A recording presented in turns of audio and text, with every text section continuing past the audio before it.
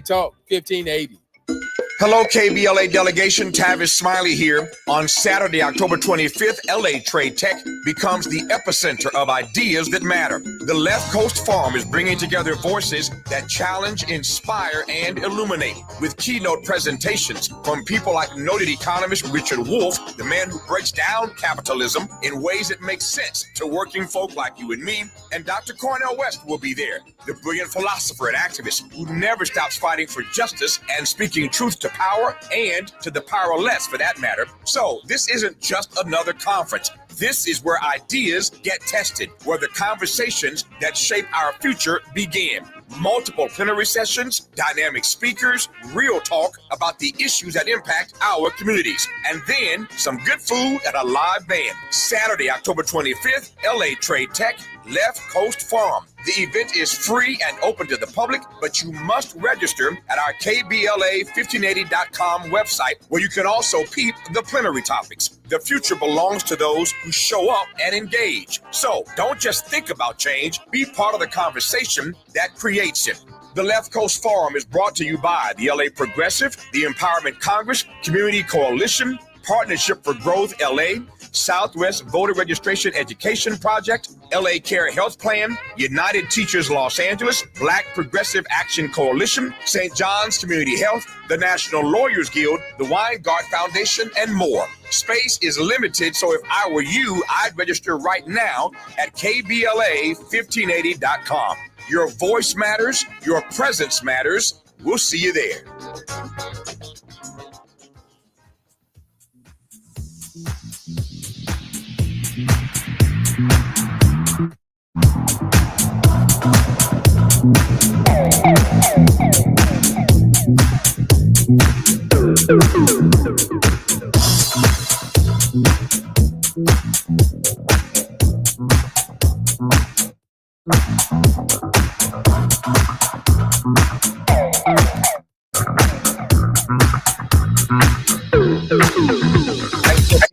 Jr. Welcome forward to the Jesse Jackson Jr. Show on KBLA Talk 1580.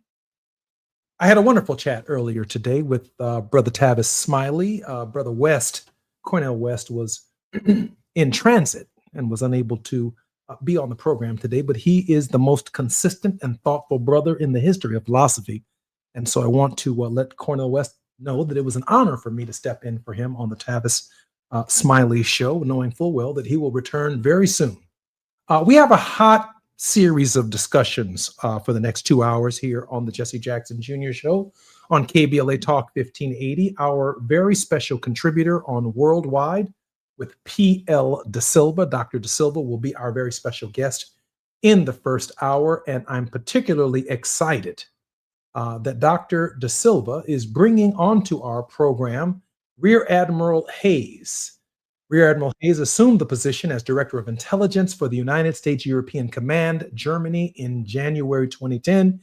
He has responsibility for all theater intelligence systems, plans, policy, and contingency intelligence activities of the United States forces in the European theater.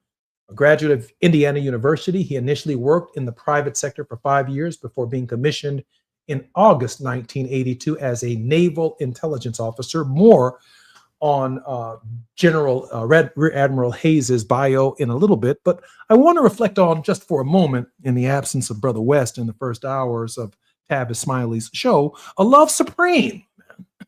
That's really what we're talking about in light of all of the confusion that is taking place in our world, emanating from the highest office in the land.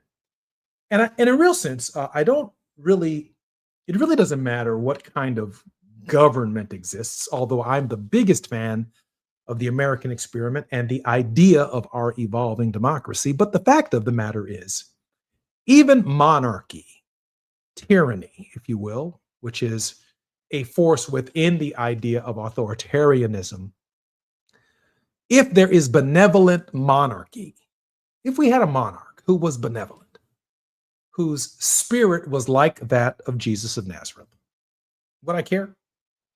Someone who looked out for all of the people, someone who healed the sick, counseled those who need counseling, provided health care for all of the people at every level of their existence,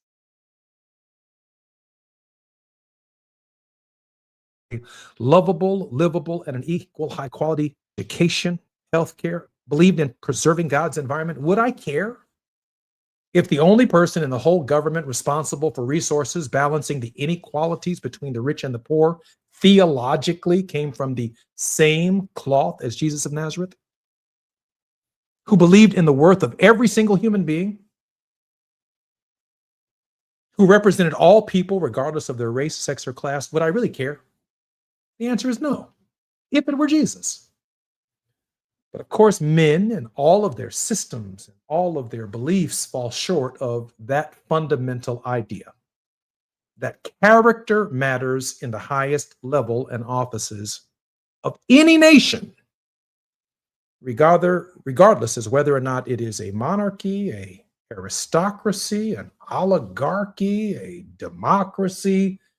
We, the people, have an opportunity, and the burden falls on us in our system to elect people with character to the highest office in our land. And for that matter, the highest offices in our land, not just the presidency, but the governors, our state representatives. They are not state leaders, they are state representatives. Our congressmen are not congressional leaders, they are representatives. And in the final analysis, in America, the people govern. And that's ultimately what matters in the United States and in our democratic experiment. Dr. P.L. De Silva has an extraordinary history. P.L. De Silva, in the intelligence communities of our country, of our world, ensuring the security of the United States and the people of our country, and his concern for humanity around the world certainly reflects a man of extraordinary character. He is our very special host on the Jesse Jackson Jr. Show on KBLA Talk 1580. When we come forward, P.L. De Silva will introduce our very special guest, Rear Admiral Hayes. We've got a lot to talk about. While you're stuck in traffic, we can at least bring you up to speed on the news of the day. You're listening to Jesse Jackson Jr. only on KBLA Talk 1580.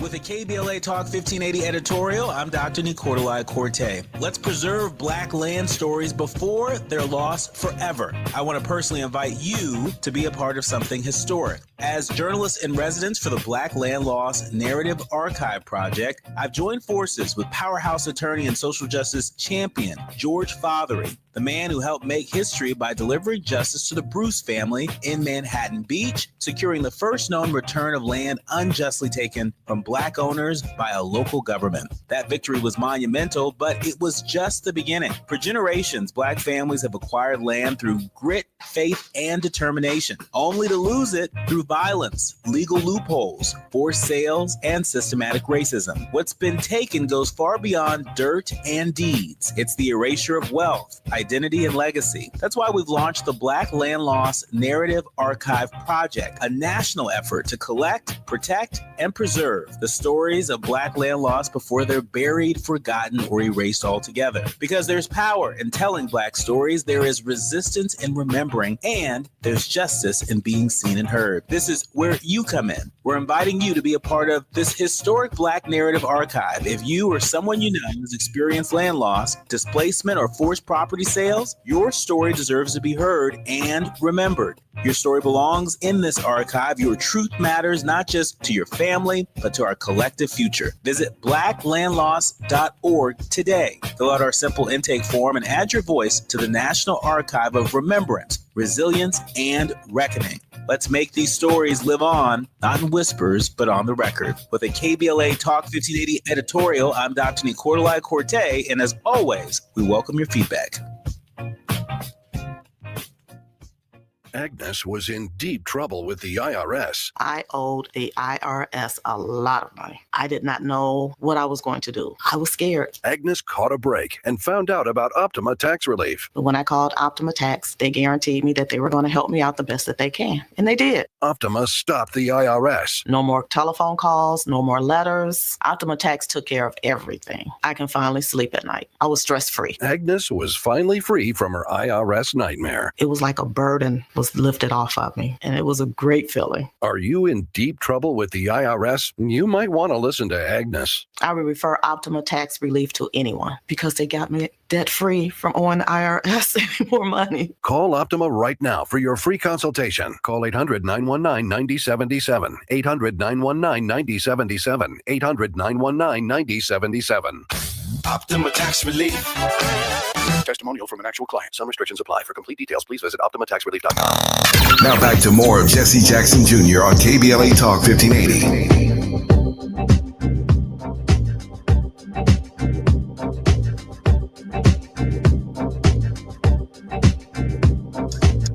I'm Jesse Jackson Jr. Welcome forward to the Jesse Jackson Jr. Show on KBLA Talk 1580. Experienced director P.L. Da Silva with a demonstrated history of working in think tanks, industry and academia, the United Nations, political and military affairs, and the private sector.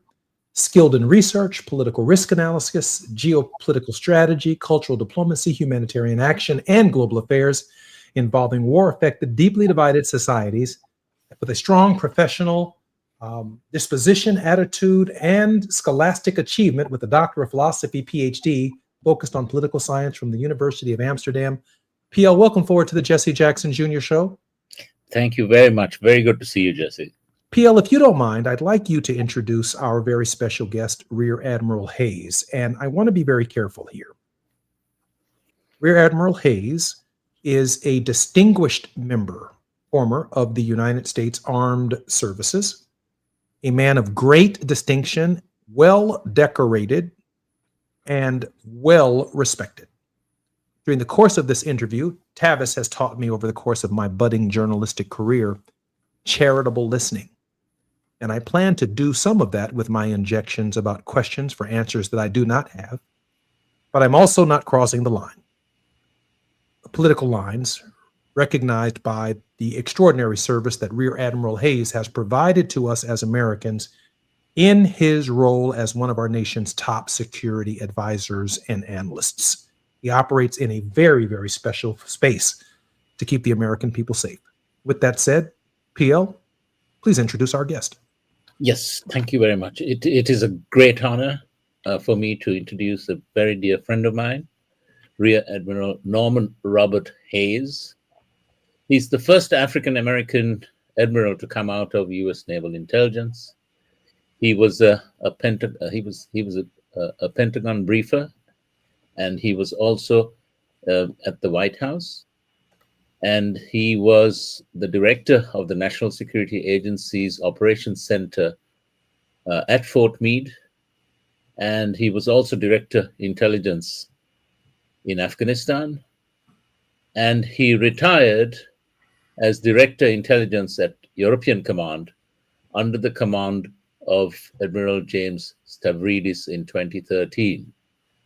Admiral Hayes has tremendous knowledge and depth about all things that are pertinent to this great country, and also with regard to, how we conduct ourselves as leaders.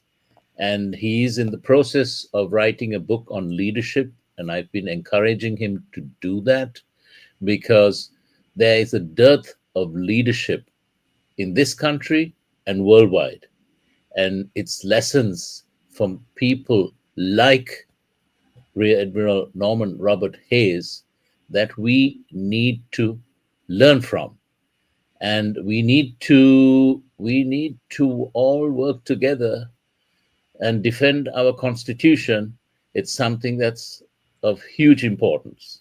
Mm-hmm. And without much further ado, I'd like to introduce and ask Admiral Hayes to join us. And over to you, Jesse.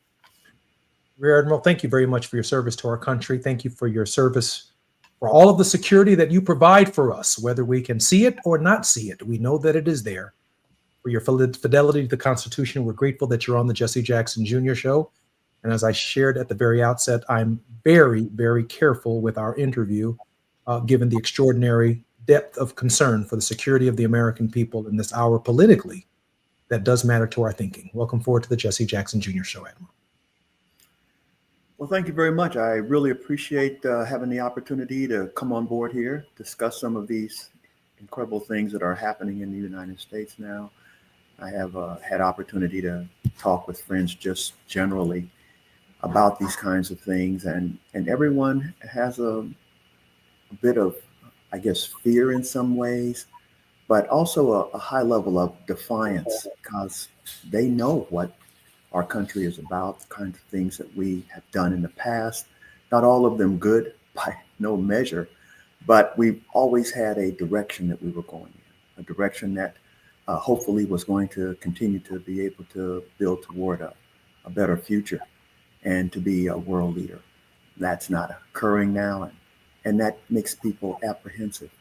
So it's good to have an opportunity to be able to put these things out in the open and have a bit of defiance. Admiral, let me start with the obvious. As a former member of Congress for 17 years, I put my hand on the Bible. I swore to uphold the Constitution of the United States from enemies, foreign and domestic. That's the very public oath that I've taken, you've taken, that PL on a number of occasions have taken. From your perspective, Admiral, what does that mean? Oh, my goodness. Literally, having had a career in the United States Navy and United States military, when you take an oath, that oath is everything. And it's very important to be able to understand you don't take those oaths lightly. They are things in which other people's lives depend upon you. It is not about you.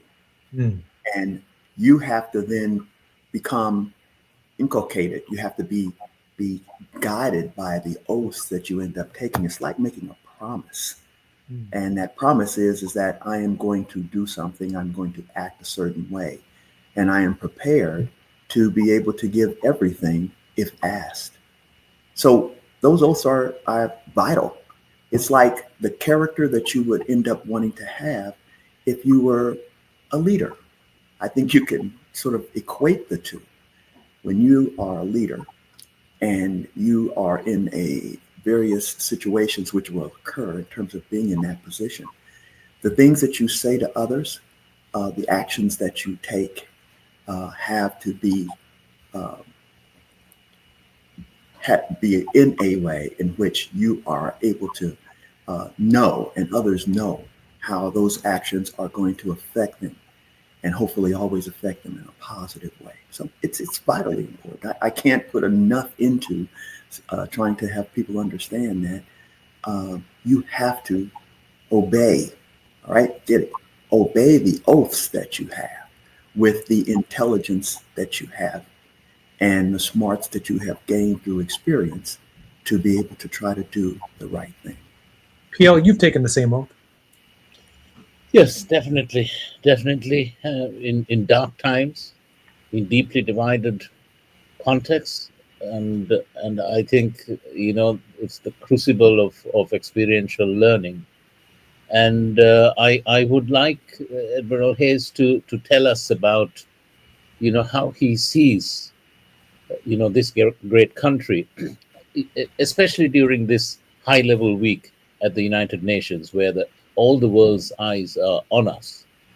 And it's something that I'd like for him to talk about, the speech that was given by our president in comparison with the speech of the former army commander of the Indonesian army, who's now the president, and also King Abdullah of Jordan.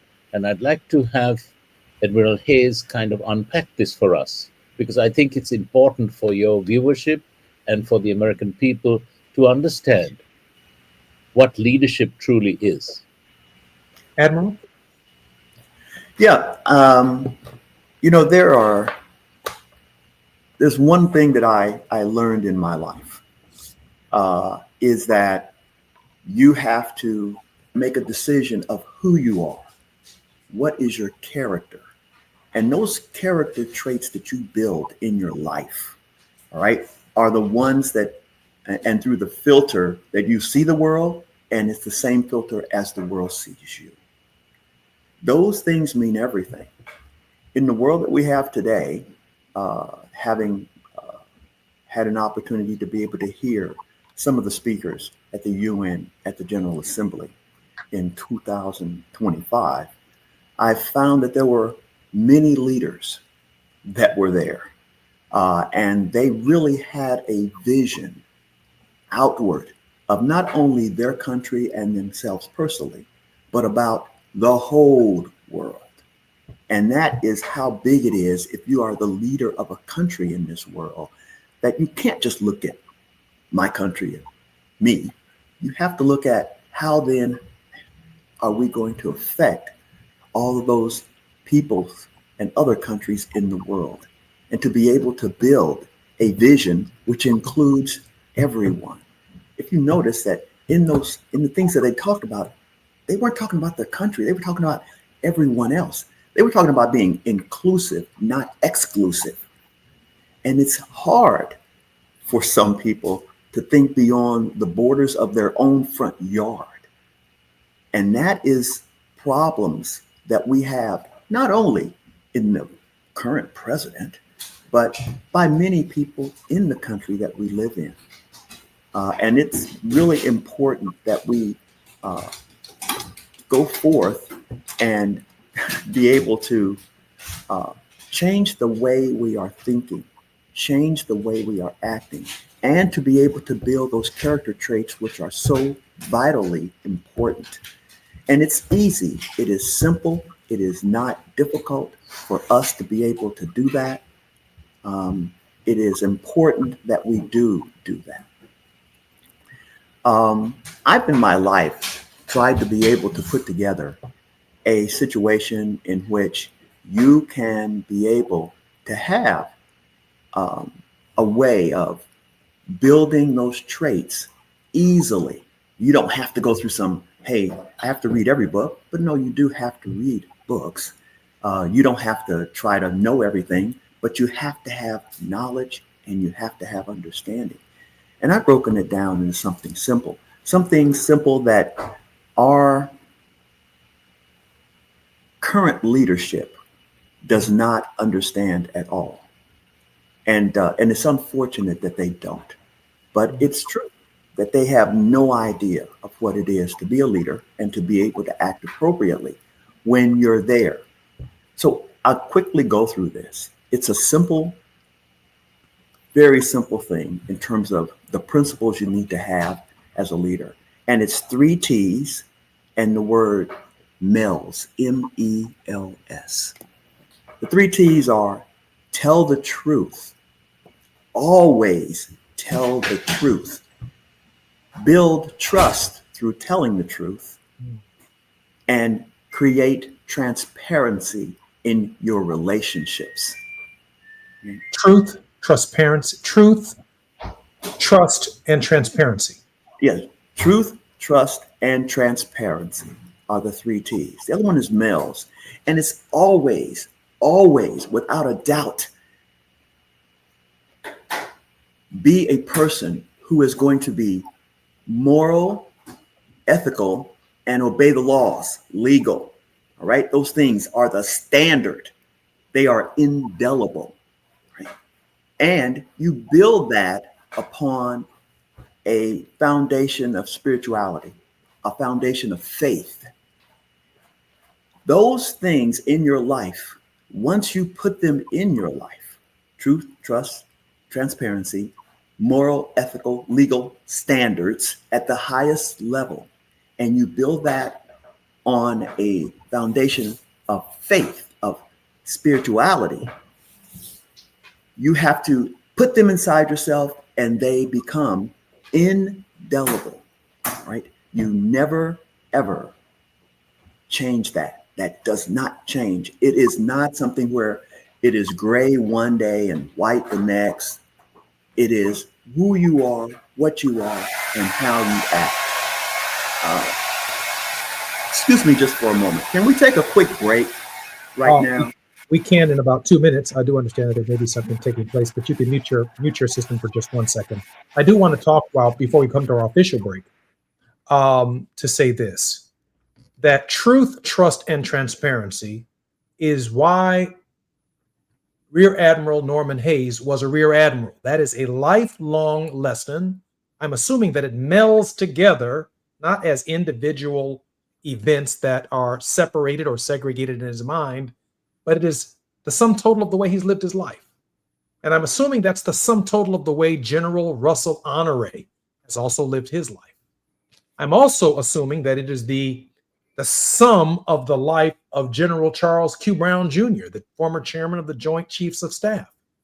And so I hold in this moment, PL, Rear Admiral Hayes out as an example of, one, constitutional fidelity, of truth, of trust, of transparency, which is key not only to the way in which our body politic can rally around concepts that make sense, but it's also, PL, ways in which we can reform, transform, and look at our own individual lives and ask ourselves some very difficult questions. PL? Yes, because without integrity, which is what it boils down to, there can be no leadership. And the world is in a very difficult place where we are now. And we need leaders who have the courage, who have the gumption, who have the foresight and the willingness to make change. You just look around at the tens of thousands of people who are getting slaughtered left, right, and center. If you look at Gaza, if you look at Ukraine, if you look at Sudan, I mean, it's incredible that we in the 21st century are not able to bring these things to a halt immediately. PL, I've got to go to the break now. I'm Jesse Jackson Jr. This is KBLA Talk 1580. We are honored to have a man of honor on our program today. I'm Jesse Jackson Jr. More when we come forward on KBLA Talk 1580.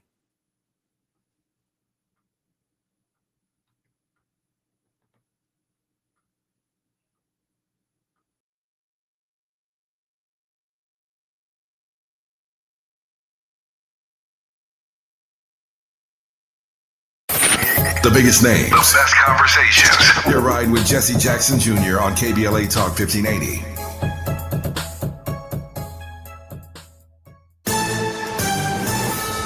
I'm Amber Payton with BIN News Now. President Trump is blaming radical left rhetoric for a deadly shooting at a Texas ICE facility.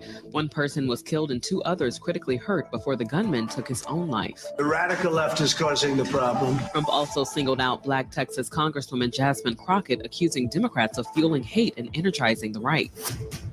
Former Vice President Kamala Harris stopped in New York on her 107 Days book tour, reflecting on her brief 2024 presidential campaign. Her remarks were interrupted by pro-Palestinian protesters.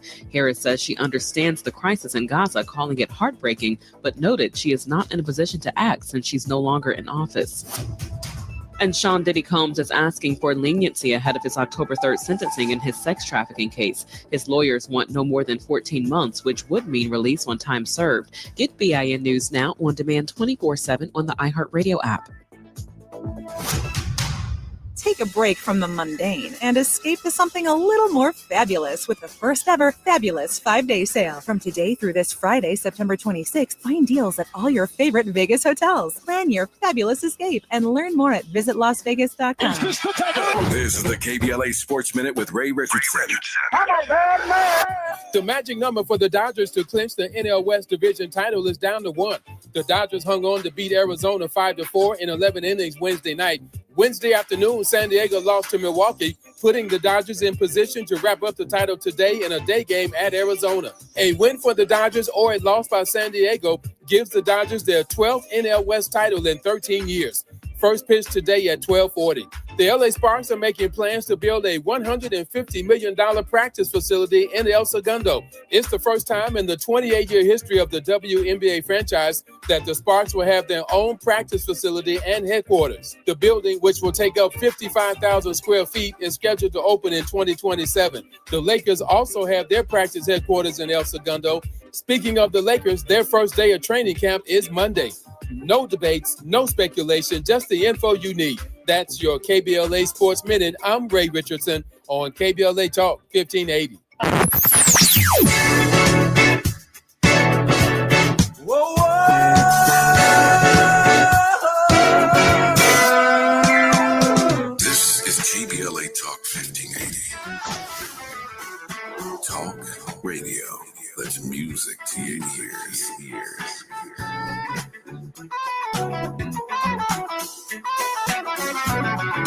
We're unapologetically progressive.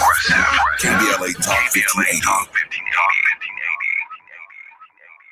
Hello, KBLA delegation. Tavis Smiley here. On Saturday, October 25th, LA Trade Tech becomes the epicenter of ideas that matter. The Left Coast Forum is bringing together voices that challenge, inspire, and illuminate, with keynote presentations from people like noted economist Richard Wolff, the man who breaks down capitalism in ways that make sense to working folk like you and me, and Dr. Cornel West will be there, the brilliant philosopher and activist who never stops fighting for justice and speaking truth to power and to the powerless, for that matter. So this isn't just another conference. This is where ideas get tested, where the conversations that shape our future begin. Multiple plenary sessions, dynamic speakers, real talk about the issues that impact our communities, and then some good food and a live band. Saturday, October 25th, LA Trade Tech, Left Coast Forum. The event is free and open to the public, but you must register at our KBLA1580.com website, where you can also peep the plenary topics. The future belongs to those who show up and engage. So don't just think about change, be part of the conversation that creates it. The Left Coast Forum is brought to you by the LA Progressive, the Empowerment Congress, Community Coalition, Partnership for Growth LA, Southwest Voter Registration Education Project, LA Care Health Plan, United Teachers Los Angeles, Black Progressive Action Coalition, St. John's Community Health, the National Lawyers Guild, the Weingart Foundation, and more. Space is limited, so if I were you, I'd register right now at KBLA1580.com. Your voice matters, your presence matters. We'll see you there.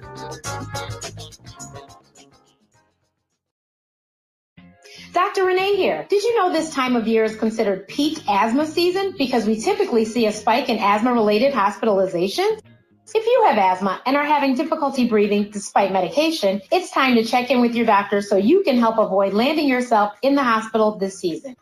To learn more about managing your asthma, visit www.luma-edu.com. That's LUMA-edu.com. This message is brought to you by Amgen and AstraZeneca.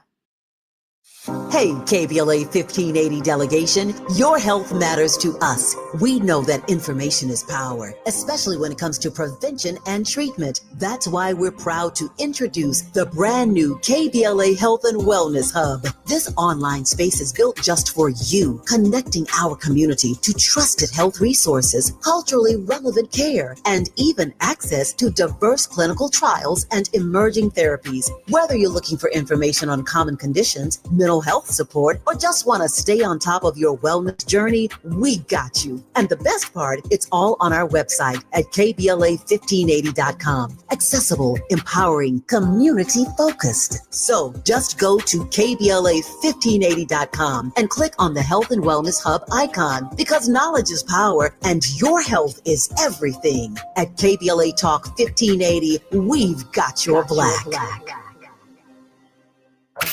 You're listening to Jesse Jackson Jr. on KBLA Talk 1580.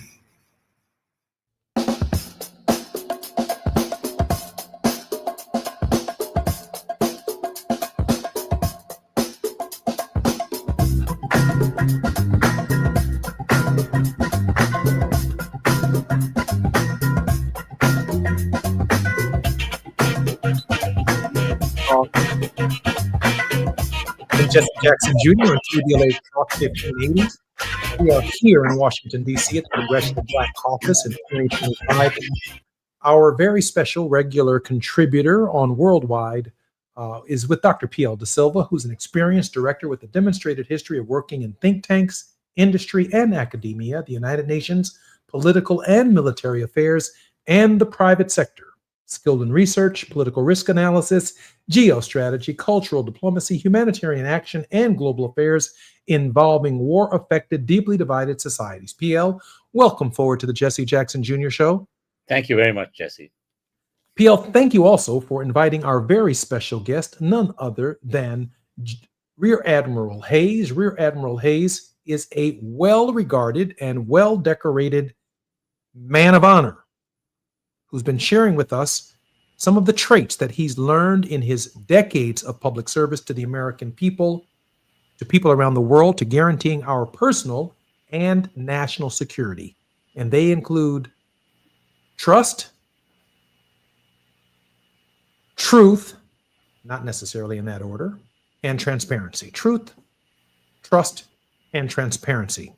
And just before the break, Rear Admiral Hayes, we were going to seek the definition of what you meant by it all melds together. Rear Admiral Hayes, thank you for your service to our country.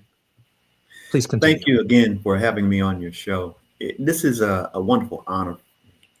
And being able to explain to a wide audience why these particular traits are important, not just for me. You know, I had a reason where I built this up and had to be able to use them, and for many reasons that go behind that. But this is something that everyone can use in their everyday life. It is a way that you can act. It forms your thinking, and it is really important in how you are going to interact with others and how you're going to treat them. It's really a game changer if you can be able to get to this point, to be able to build enough confidence to act in this particular way.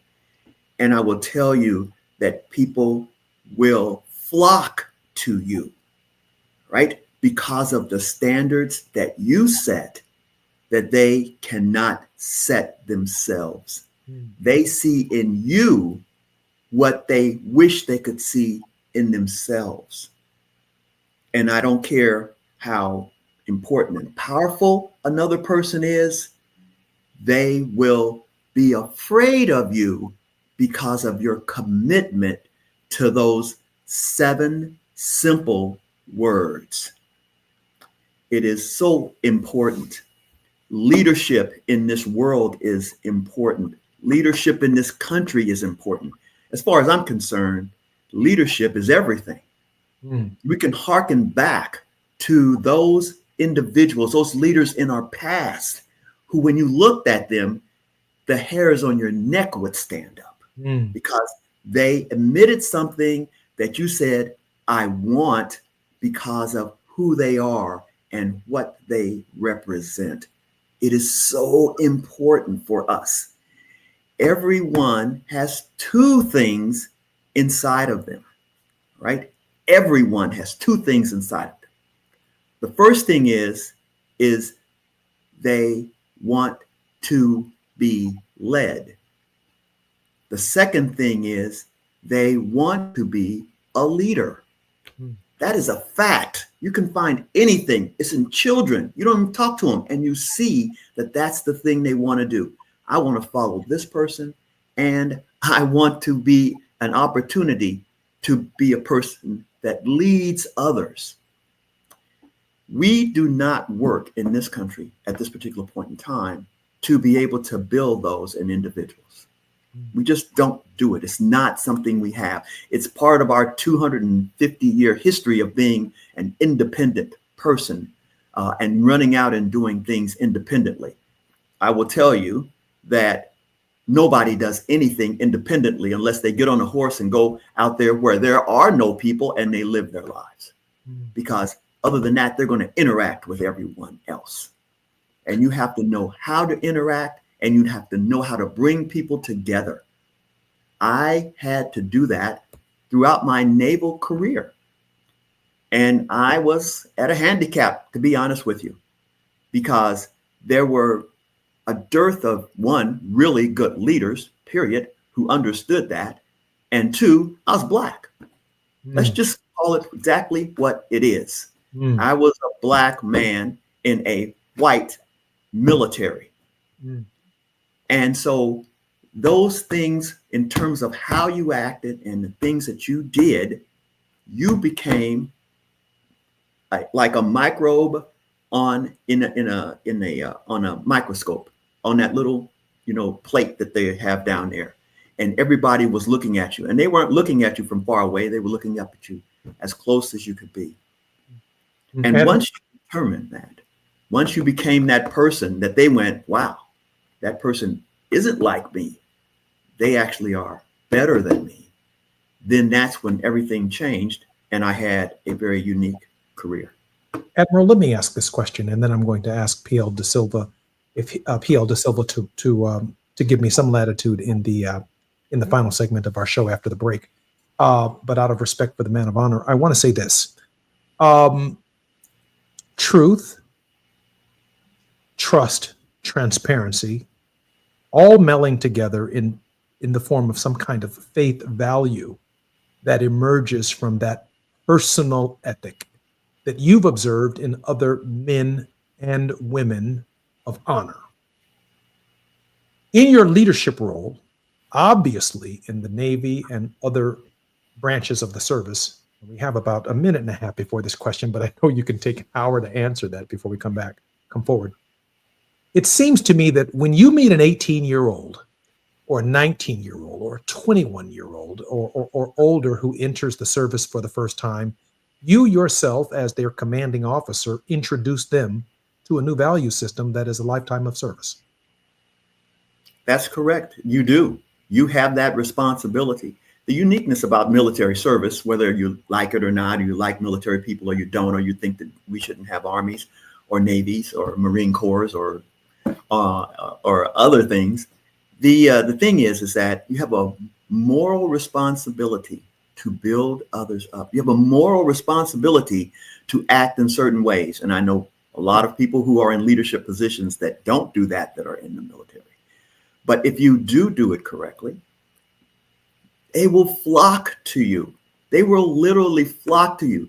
You underestimate the capacity and capability of people who are 16, 17, 18, 19 years old. They do it every day. That means people underestimate. And that is the problem that we end up having, is that it's like saying, well, you don't have enough experience to understand. Go get some more experience. That's not the truth. You have to challenge them, and you have to give them responsibility. And then you have to, as yourself, as the leader, be able to guide them. Last thing I'll say, here's a really important thing. If you really want to be a leader, you are going to give out more energy than you receive from the people around you. That is a prerequisite for you to be able to do. And people see it, and they will flock to be an opportunity to bathe in that energy that you are putting out and ready to give to them.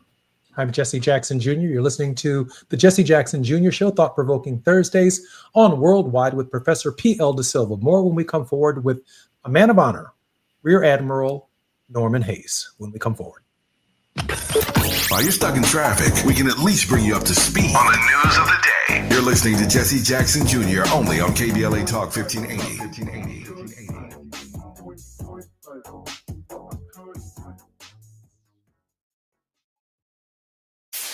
KBLA Talk 1580. We've got a lot to talk about. KBLA Talk 1580 is committed to self-care and community well-being. Walk Good LA was formed in June 2020, inspired by the Black Lives Matter movement and the beginning stages of the COVID-19 pandemic. What began as a few minutes of breath work and yoga meditation before protests against police brutality turned into a safe space for the community to heal in hard times. The immensely positive response from the community transformed the momentum into a movement. Today, Walk Good LA is a Black and Brown-led community wellness organization based in Los Angeles. They provide spaces for healing through community yoga classes, guided meditations, hikes, run clubs, and other activations throughout Los Angeles that attract hundreds of members weekly. With the help of Propel and Michael B. Jordan, they now have a yoga and wellness studio in Los Angeles called the Walk Good Yard. To join their mailing list and connect with healing spaces, please visit walkgoodla.org. That's walkgoodla.org. Or find them on Instagram at walkgoodla. This is a community call to action, a community call to healing from KBLA Talk 1580. KBLA Talk 1580. We've got a lot to talk about. KBLA Talk 1580, connecting you with services and solutions. LA County's new Justice Care and Opportunities Department, or JCOD, is here to support justice-involved individuals and their families. The JCOD Support Center is now taking calls at 1-833-LACJCOD. That's 1-833-522-5263. Available 7 days a week from 6 a.m. to 11 p.m., the Support Center is your one-stop shop for re-entry issues and court support. They offer court reminders, connections to local services, transportation assistance for housing, court appearances, and childcare. The JCOD hotline provides personalized help to connect you with services that you need. And don't forget to check out justiceconnect.org for more information. Remember, it's free and available every day at 1-833-522-5263. This is a community call to action from KBLA Talk 1580. Nearly 7 million Americans aged 65 and older are living with Alzheimer's disease, or AD. But did you know that Black adults aged 65 and older are twice as likely as white adults to develop AD? You may be able to reduce your risk by managing conditions like diabetes and high blood pressure, being physically active, eating healthy, and exercising your mind. To learn more about AD, the importance of early diagnosis and intervention, and a potential treatment option, visit treatalzearly.com. That's treatalzearly.com. This message is brought to you by AZI. The following is a paid advertisement by Family Vacation Getaways with the purpose of soliciting sales of vacation ownership. For complete details, please visit fvgradio.com. If you want a 100% complimentary stay at a luxury resort in Cancun, airfare not included, then Family Vacation Getaways is your ticket to paradise. See website for complete details. We're giving away 5 days and 4 nights to the first 50 callers who can name an animal that lays eggs and is not a bird. An animal that lays eggs and is not a bird. Do you know it? Call now, 800-868-6431, 800-868-6431. You're also eligible for an exciting bonus vacation to Orlando, Florida for just $498. And don't worry about anything ruining your plans. We can extend your travel up to 18 months. Name an animal that lays eggs and is not a bird, and get a complimentary Cancun resort stay and an optional bonus vacation to Orlando for just $498. What are you waiting for? Call 800-868-6431, 800-868-6431, and give us your answer. The proceeding is not a contest and is a paid advertisement by Family Vacation Getaways and not sponsored by this program or its affiliates. Now back to more of Jesse Jackson Jr. on KBLA Talk 1580.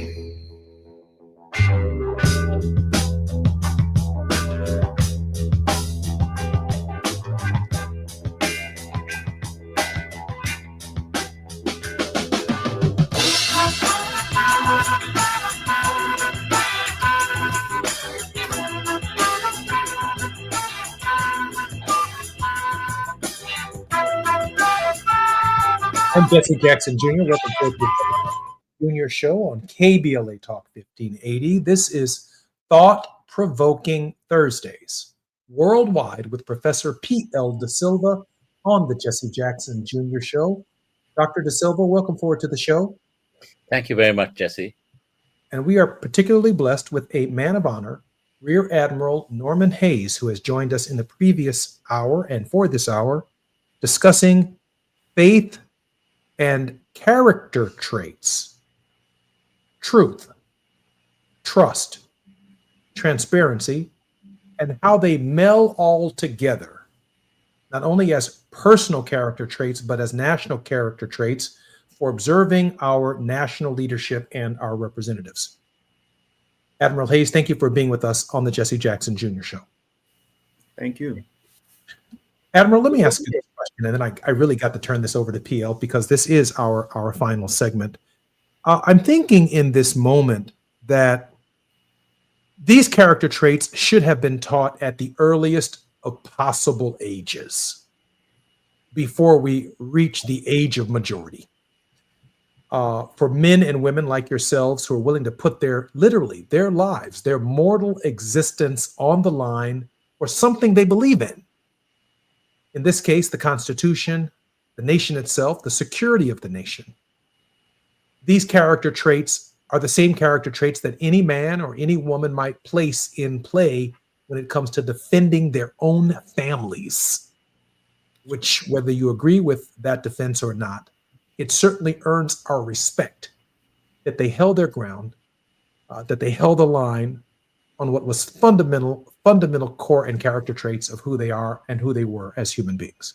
In fact, our nation's national cemeteries are filled with men and women who've taken this fundamental point of view. Admiral? Yes. That last point that you just made, the men and women that have actually given their lives, the highest sacrifice that you can have. They all had these traits, maybe using different words, maybe with a different inflection, to be able to make that sacrifice as they were in the pursuit of a career, in the pursuit of saving or hopefully saving their families or saving someone else's family because they knew the importance of being able to do that, to be someone that helps someone else. You have to have a ability to be able to understand your own mortality. You have to understand the mortality of others. And you have to say, it's important to me that you live. All right. That's difficult for people to do.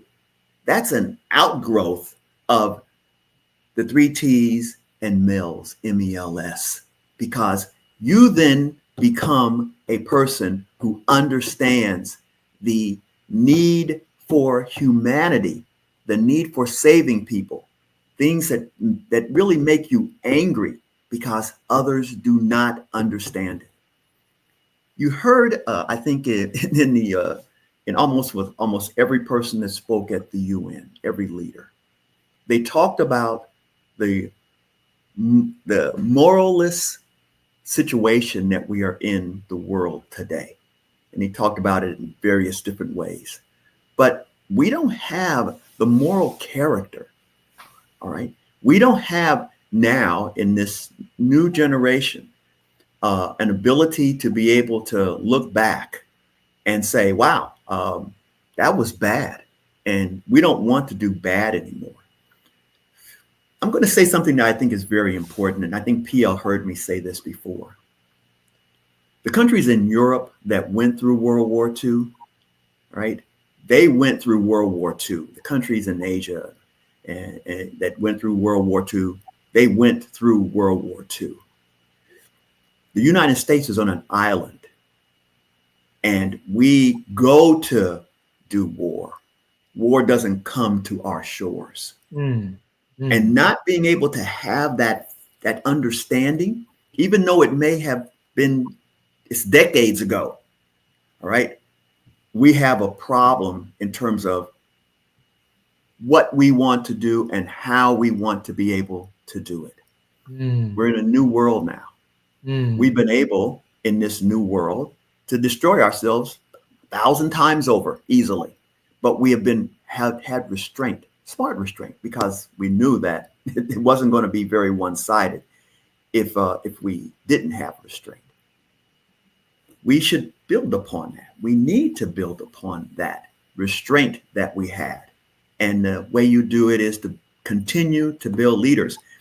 Leaders are built in the crucible of the execution of their lives, right? The fire that we go through can steel us, all right, protect us and help guide us in the future. And even though we've recently gone through some wars, the larger aspect is we haven't gone through the types of things that happened during World War II, where literally tens of millions of people died, right? We have little firefights, but when you are in that situation where you were in, you maybe had the responsibility of going out and killing people, total war. You never want to see total war, ever. And it's the change that we've had is that we don't have people who understand what total war is. They've never experienced it, and they have never even been in war to understand what it is. And those things are things that are important. They make decisions important. And it helps to save people, because the true peacemakers are those that have been in war, all right? Those that have been through that crucible, and they don't want to go through that crucible ever again, and they don't want others to go through that. I can line up for you easily of people that I know, hundreds of people, mostly intelligence officers, because they've actually studied war, and they have to in terms of the execution of their job. And they realize how fruitless, how silly war is. War is driven by ego. It is not driven by sane people. All right. I will tell you that right now. Individuals who don't understand the import of their actions. Admiral, I have to take this opportunity to thank you for being on our program. And I can't thank enough Dr. P.L. De Silva for bringing his very special friend, Rear Admiral Norman Hayes, to the Jesse Jackson Jr. Show. I hope our listeners have listened very carefully, even to my tonality, of what it means to be in the presence of a man of honor. And this is a man of honor, someone that we respect, someone who sets the standard for our personal behavior, and that personal behavior collectively can become a new national behavior from someone who has lived this life. KBLA honors you, Rear Admiral Hayes, and so do the American people. I'm Jesse Jackson Jr. PL. Thank you so much for Worldwide with PL De Silva on Thursdays, thought-provoking Thursdays on the Jesse Jackson Jr. Show. More when we come forward with Johnny Mack and Worldwide. KBLA 1580 Santa Monica. I'm Amber Payton with BIN News Now. President Trump is blaming radical left rhetoric for a deadly shooting at a Texas ICE facility. One person was killed and 2 others critically hurt before the gunman took his own life. The radical left is causing the problem. Trump also singled out Black Texas Congresswoman Jasmine Crockett, accusing Democrats of fueling hate and energizing the right. Former Vice President Kamala Harris stopped in New York on her 107 Days book tour, reflecting on her brief 2024 presidential campaign. Her remarks were interrupted by pro-Palestinian protesters. Harris says she understands the crisis in Gaza, calling it heartbreaking, but noted she is not in a position to act since she's no longer in office. And Sean Diddy Combs is asking for leniency ahead of his October 3rd sentencing in his sex trafficking case. His lawyers want no more than 14 months, which would mean release on time served. Get BIN News Now on demand 24/7 on the iHeartRadio app. Take a break from the mundane and escape to something a little more fabulous with the first ever Fabulous 5-day sale. From today through this Friday, September 26th, find deals at all your favorite Vegas hotels. Plan your fabulous escape and learn more at visitlasvegas.com. This is the KBLA Sports Minute with Ray Richardson. The magic number for the Dodgers to clinch the NL West Division title is down to 1. The Dodgers hung on to beat Arizona 5-4 in 11 innings Wednesday night. Wednesday afternoon, San Diego lost to Milwaukee, putting the Dodgers in position to wrap up the title today in a day game at Arizona. A win for the Dodgers or a loss by San Diego gives the Dodgers their 12th NL West title in 13 years.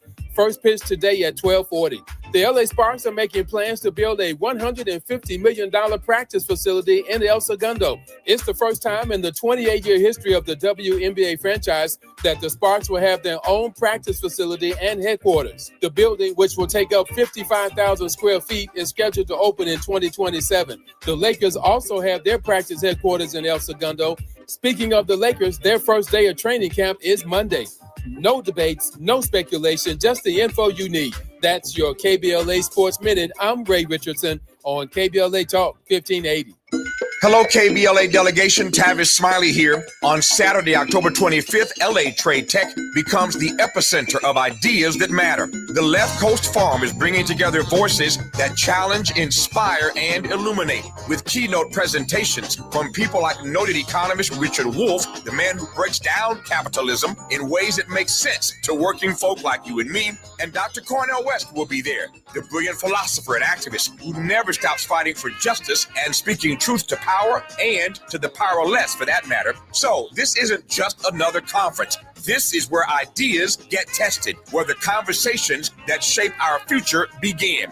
Multiple plenary sessions, dynamic speakers, real talk about the issues that impact our communities, and then some good food and a live band. Saturday, October 25th, LA Trade Tech, Left Coast Forum. The event is free and open to the public, but you must register at our KBLA1580.com website, where you can also peep the plenary topics. The future belongs to those who show up and engage. So don't just think about change, be part of the conversation that creates it. The Left Coast Forum is brought to you by the LA Progressive, the Empowerment Congress, Community Coalition, Partnership for Growth LA, Southwest Voter Registration Education Project, LA Care Health Plan, United Teachers Los Angeles, Black Progressive Action Coalition, St. John's Community Health, the National Lawyers Guild, the Weingart Foundation, and more. Space is limited, so if I were you, I'd register right now at KBLA1580.com.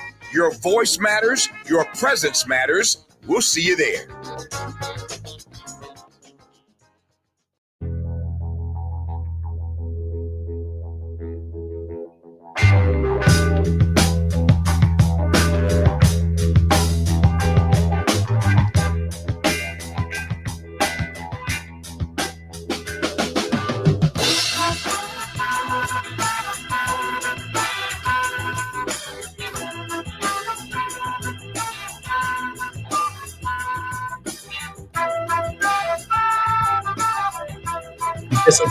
Welcome forward to our second hour on the Jesse Jackson Jr. Show, the World Health, with our very special host, Dr. Johnny J. Mack.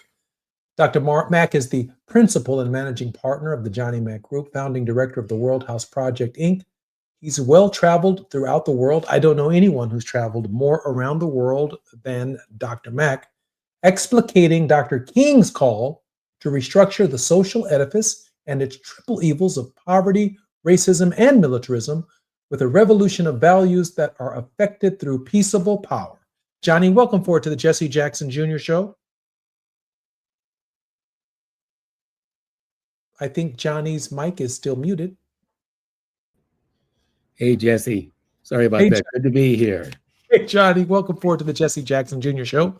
Our show this week is in Washington, D.C., at the Congressional Black Caucus 2025, where the nation's leadership, both congressional, state legislative, as well as national leadership, gathers to discuss issues that affect and are pertinent to our community.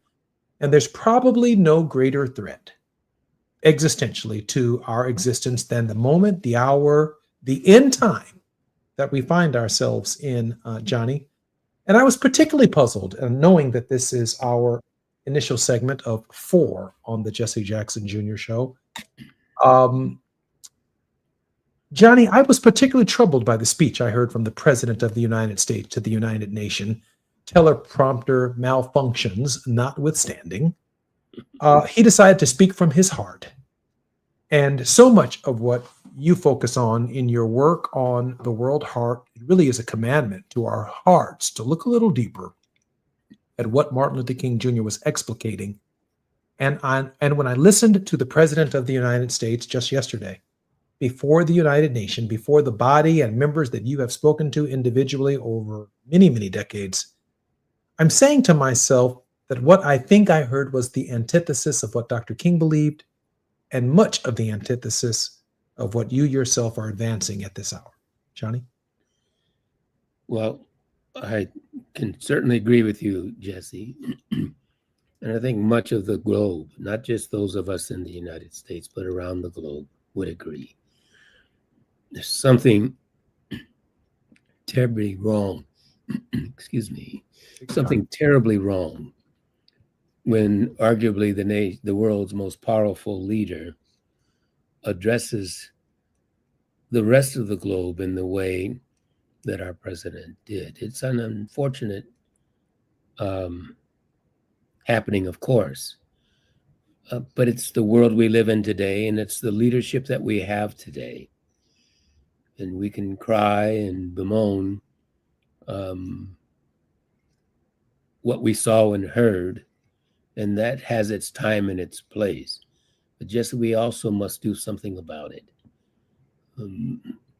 That person, the President of the United States, is who we elected.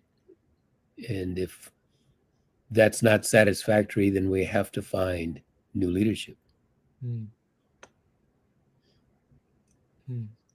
Johnny, I think about our previous hour where we had Rear Admiral Norman Hayes, a man of honor, a man who has lived his life by a code of honor, from his high school graduation through his college education to being one of our nation's military leaders, a well-decorated man who's writing a new book that includes some character traits that matter to, in my opinion, to the World House.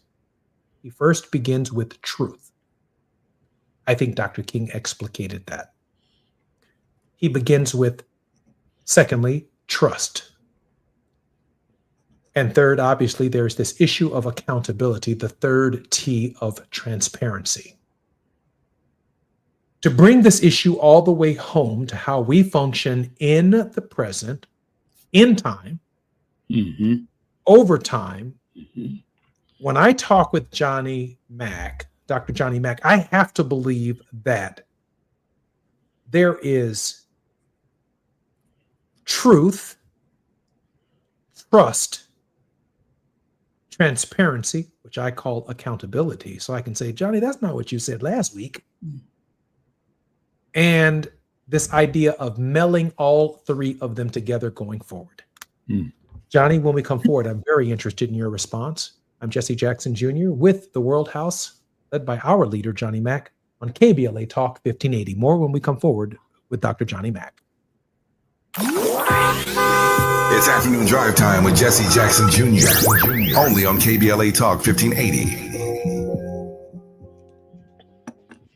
With a KBLA Talk 1580 editorial, I'm Dr. Nicordelai Corte. Let's preserve Black land stories before they're lost forever. I want to personally invite you to be a part of something historic. As journalist in residence for the Black Land Lost Narrative Archive Project, I've joined forces with powerhouse attorney and social justice champion George Fothery, the man who helped make history by delivering justice to the Bruce family in Manhattan Beach, securing the first known return of land unjustly taken from Black owners by a local government. That victory was monumental, but it was just the beginning. For generations, Black families have acquired land through grit, faith, and determination, only to lose it through violence, legal loopholes, forced sales, and systematic racism. What's been taken goes far beyond dirt and deeds. It's the erasure of wealth, identity, and legacy. That's why we've launched the Black Land Lost Narrative Archive Project, a national effort to collect, protect, and preserve the stories of Black land lost before they're buried, forgotten, or erased altogether. Because there's power in telling Black stories, there is resistance in remembering, and there's justice in being seen and heard. This is where you come in. We're inviting you to be a part of this historic Black narrative archive. If you or someone you know has experienced land loss, displacement, or forced property sales, your story deserves to be heard and remembered.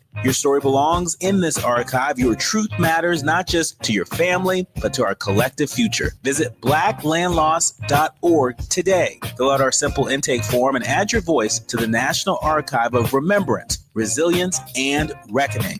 Let's make these stories live on, not in whispers, but on the record. With a KBLA Talk 1580 editorial, I'm Dr. Nicordelai Corte, and as always, we welcome your feedback.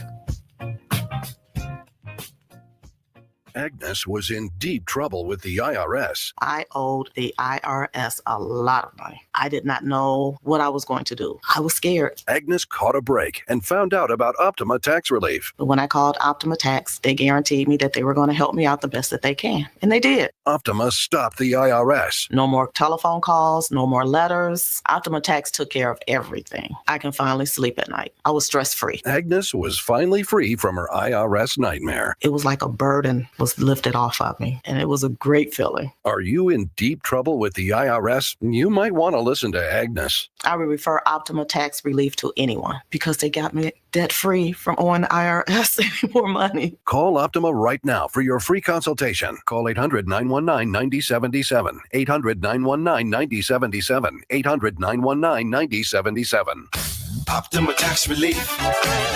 Testimonial from an actual client. Some restrictions apply. For complete details, please visit OptimaTaxRelief.com. Now back to more of Jesse Jackson Jr. on KBLA Talk 1580.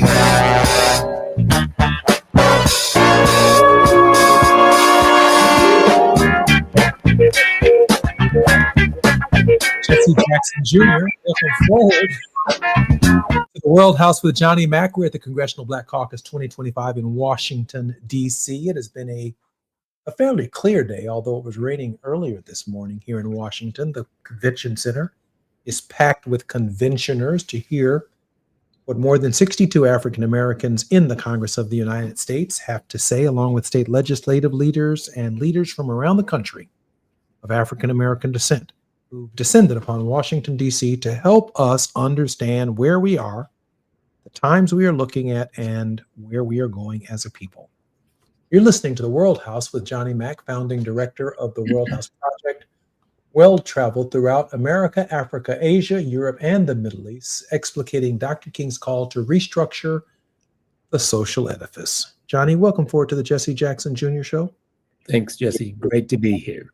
Johnny, I want to pick up on something the Rear Admiral, Man of Honor, said in our previous hour, because I think in this hour, so much of what you have encouraged over these last several weeks as we continue to explore your thinking on these questions is an inward journey, not unlike the inward journey that Howard Thurman challenged us to be on, to really explore our faith. And the Admiral said that truth,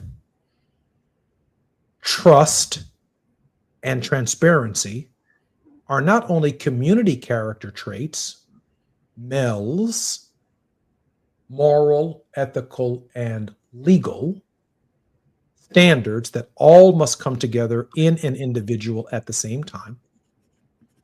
I want to break that down for you, for those of us who are not military personnel. When I think of truth, and I bring it all the way down to the community, I look over at this brother across from me, which is not you, but the brother there. This Negro lying. Ain't no truth in him. Then there's trust. I cut my side eye at this Negro like, what is this Negro talking about right now? What is he doing? My side eye. And then there's transparency. When I hold this Negro to account saying, brother, listen, what you're saying or doing doesn't jive across the standards that the entire community accepts as what is reasonable behavior for such a time as this, or even in your own individual life. And that leads to moral, ethical, and legal standards. And Johnny, to use your terminology, if I open the door, which you have, to the World House, and I let this Negro in, and before I let him take off his shoes walking into the World House, we are in a struggle with truth, trust, and transparency, why should I let this Negro in my house in the first place? Well, I think for one thing, Jesse, if you open the door and it's your house, then you set the rules. And truth, trust, and transparency are fundamental principles or rules that you adopt in your house. The question is that what we do collectively as the world house?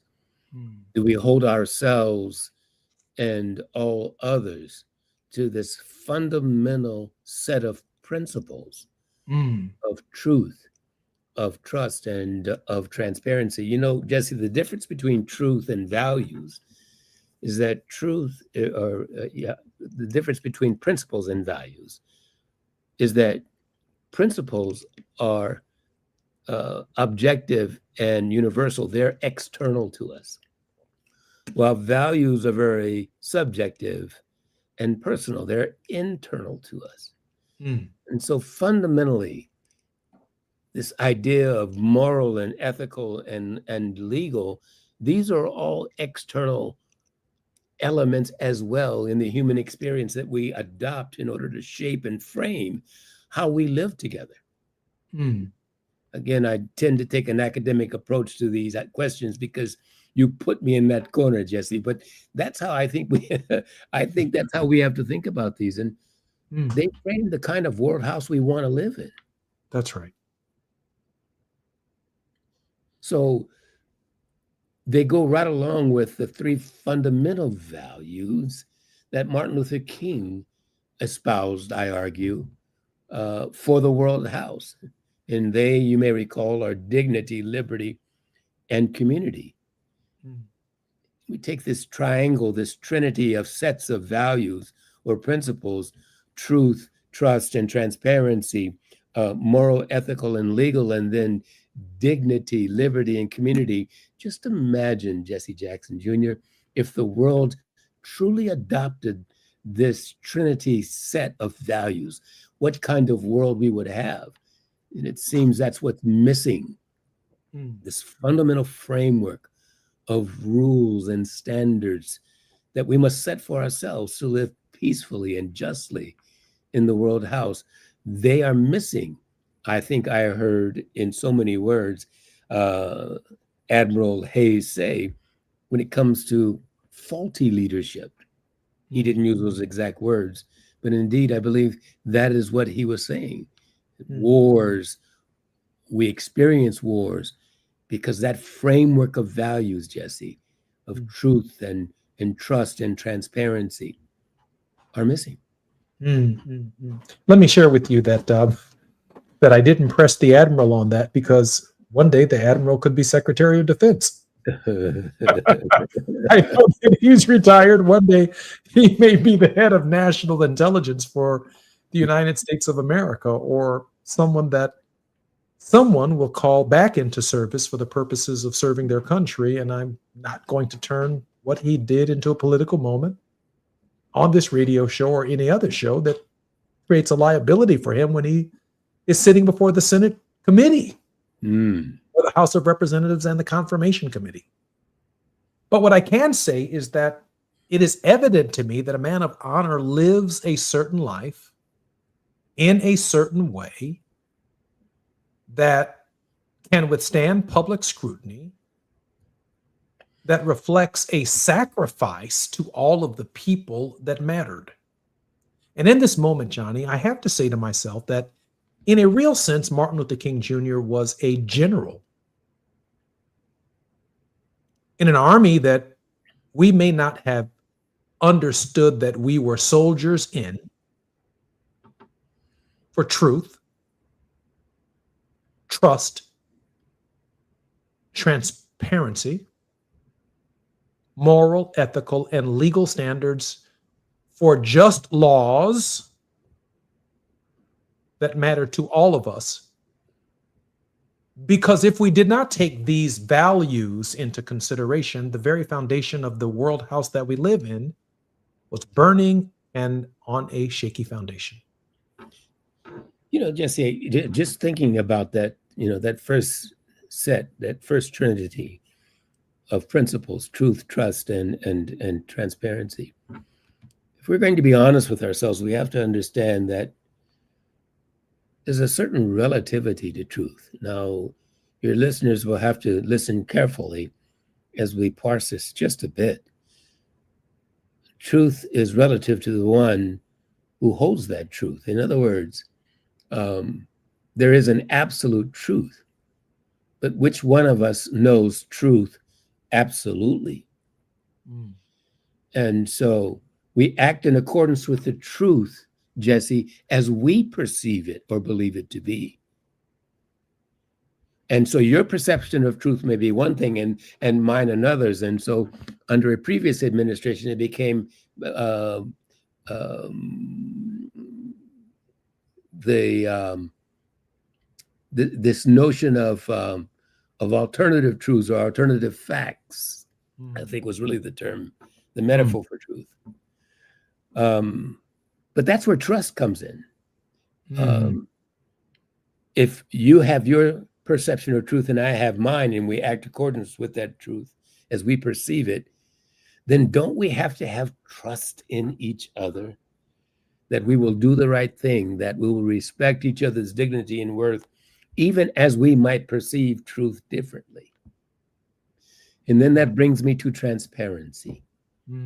If we're going to hold our truths as we understand them respectively, but have enough trust in each other to respect our dignity as humanity, being equally of dignity and worth, then don't we also have to be transparent with each other so that we fully understand how each other perceives the world or our points of view? Well, those are very profound and fundamental principles of life that we would all do well to recognize and fully understand. Johnny, in this moment, I'm thinking about something that Thomas Jefferson said that Martin Luther King Jr. held near and dear to his heart. And I hope that our listening audience can appreciate this moment. We hold these truths to be self-evident, that all men, and yes, women, are created equal, and that they are endowed by their creator with certain inalienable rights, that among them are life, liberty, happiness, and the pursuit of happiness. The high ideal of a system. Martin Luther King Jr. begins the I Have a Dream speech in 1963, August 28th, on a sweltering day here in Washington, D.C., on the Nation's Mall, with this concept of what? Truth, trust, we all hold, trust, we all believe, trust, truth. We hold these truths, we, trust and truth, and we're transparent in that we're holding each other accountable to the idea of equality, because these rights come from God, from our one creator, the governor of the universe, he who has brought us thus far along this way. New insights from the admirable, Johnny, on the Declaration of Independence and Thomas Jefferson? Well, you know, as I listen to you, explain Thomas Jefferson's offer to King at the Lincoln Memorial, Jefferson, Lincoln, and King. We're speaking of these somewhat in the abstract. How do we make them very practical to ourselves and to our listeners? That comes to mind. And I think that goes back, Jesse, to the point that you made, that particularly the transparency piece is about accountability.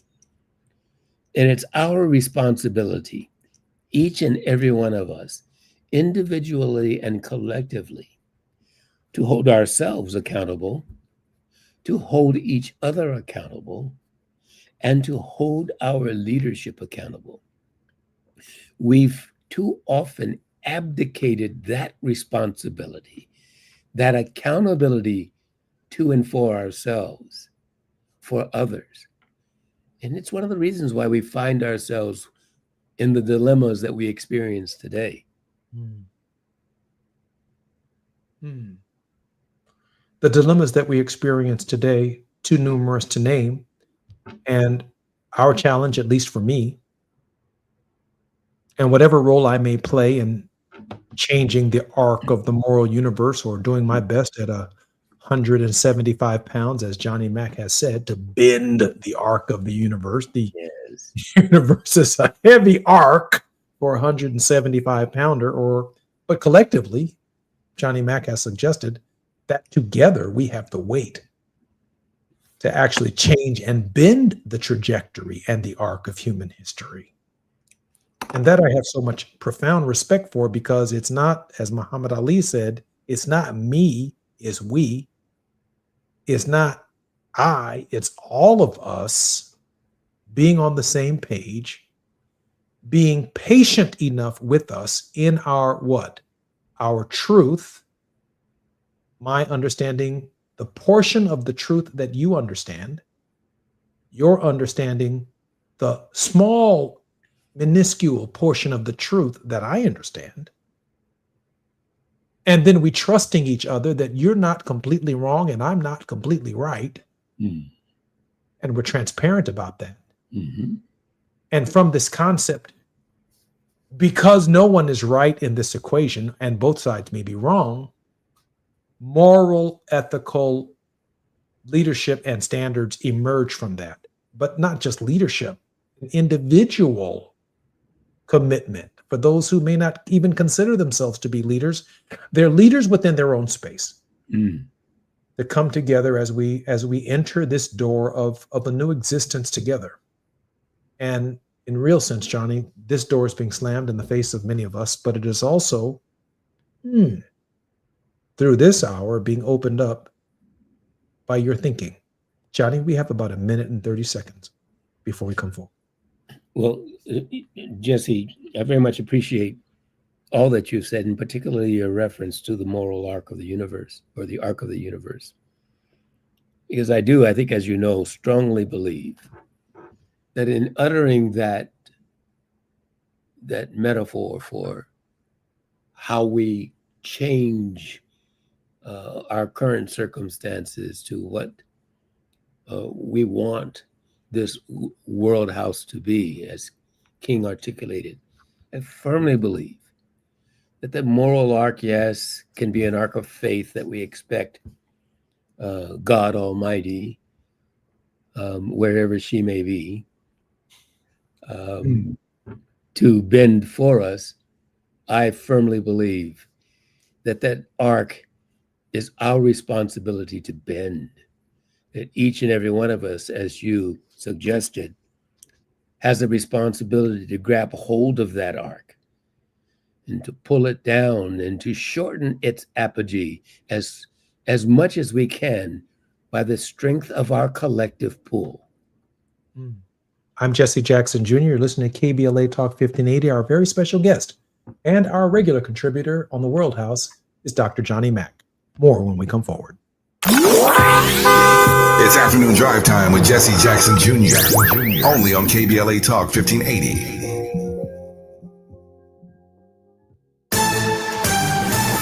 I'm Amber Payton with BIN News Now. Black New York City Mayor Eric Adams is denying claims he was bribed to quit the mayoral race after Curtis Sliwa alleged Andrew Cuomo offered him money to drop out. No one has not offered me money to leave the race, and we would not accept it if it was offered. Polls show Adams trailing badly, with Democrats Rand Mamdani leading, Cuomo second, and Sliwa third. The Trump administration is pulling $65 million in grants from magnet schools in New York City, Chicago, and Fairfax, Virginia, saying they violated civil rights laws. Officials ordered changes to transgender, DEI, and Black student success programs, but when districts refused, the funding was cut. And the 65th annual Skyview Open wrapped up this week in Asheville, North Carolina. The tournament, known as the longest-running Black-owned golf event, highlights Black golfers. Get BIN News now on demand 24/7 on the iHeartRadio app. Take a break from the mundane and escape to something a little more fabulous with the first ever fabulous 5-day sale. From today through this Friday, September 26th, find deals at all your favorite Vegas hotels. Plan your fabulous escape and learn more at visitlasvegas.com.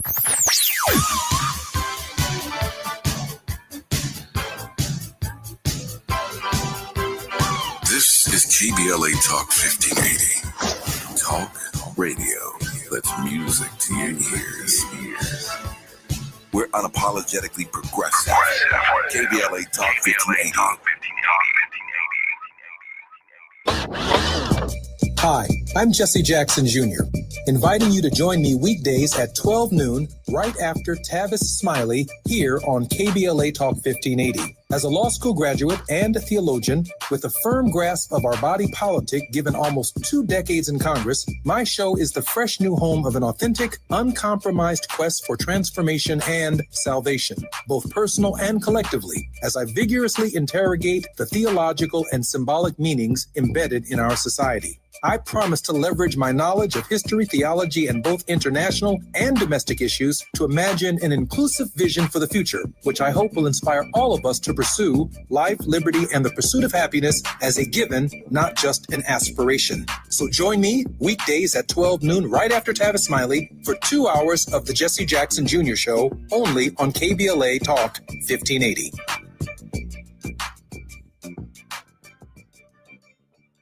Attorney advertising. Prior results do not guarantee future outcomes. Founded in Los Angeles in 1986, litigation powerhouse Quinn Emanuel has deep roots in the Los Angeles community. Since 2007, we have litigated some of the largest fires on the West Coast. We are proud to be the only AmLaw 100 firm in the country to represent wildfire victims, giving affected individuals, families, and businesses the same focus and individualized attention we devote to our Fortune 500 clients. BTI Consulting has repeatedly recognized Quinn Emanuel as among the 4 law firms in-house counsel least like to oppose in any litigation, and we are often deemed the most feared. And after securing over $80 billion for our clients in various matters firm-wide, we understand why. If you have been affected by the recent wildfires in Altadena and the Palisades and would like to discuss your situation further, please contact wildfire support at QuinnEmanuel.com or call us at 213-443-3050. Quinn Emanuel is proud to sponsor Conversation Live Altadena Rising with James Farr on KBLA Talk 1580. Attorney advertising. Prior results do not guarantee future outcomes.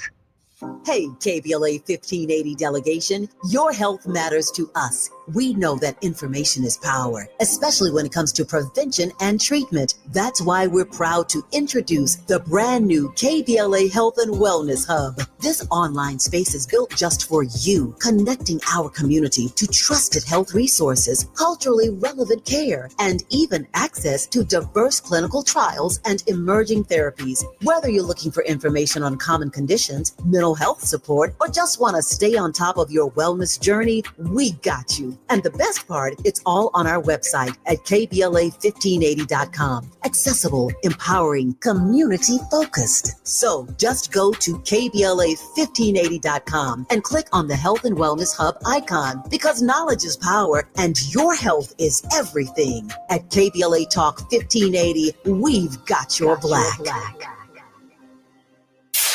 KBLA Talk 1580. We've got a lot to talk about. KBLA Talk 1580, connecting you with services and solutions. If you need help getting your resume in order, finding job training, or landing a job, we've got 3 great options for you. First, the City of Los Angeles has WorkSource centers across the area offering free job support. The California Workforce Development Board can help you with everything from GED prep to vocational training at no cost to you. On the federal level, the Department of Labor's American Job Centers offer a full range of services for job seekers and businesses alike. Visit careeronestop.org, or for more info, just call California's Help Center or visit cwdb.ca.gov or call 916-657-1440. For the City of Los Angeles programs, go to ewd.lacity.gov or call 213-744-7300. All these services are free to help you get your next job. This is a community call to action from KBLA Talk 1580. You're listening to Jesse Jackson Jr. on KBLA Talk 1580.